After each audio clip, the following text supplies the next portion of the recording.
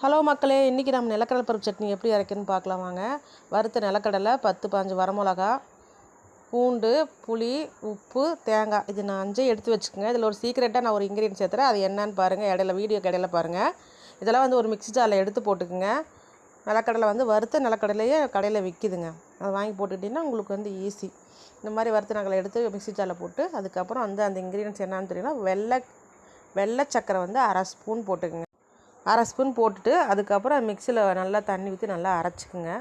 அரைச்சிட்டு உங்களுக்கு வேணும்னா கடுகு, கருவேப்பிலை அதெல்லாம் போட்டு தாளிச்சுட்டு சட்னி தாளிச்சுட்டு சாப்பிட்லாம். இல்லை வேண்டாட்டி நீங்கள் அப்படியே கூட சாப்பிட்லாம். சூப்பராக இருக்கும். இது வந்து களிக்கு, தோசை, இட்லி, சட்னி, சாப்பாட்டுக்கு எல்லாத்துக்குமே சூப்பராக இருக்குங்க.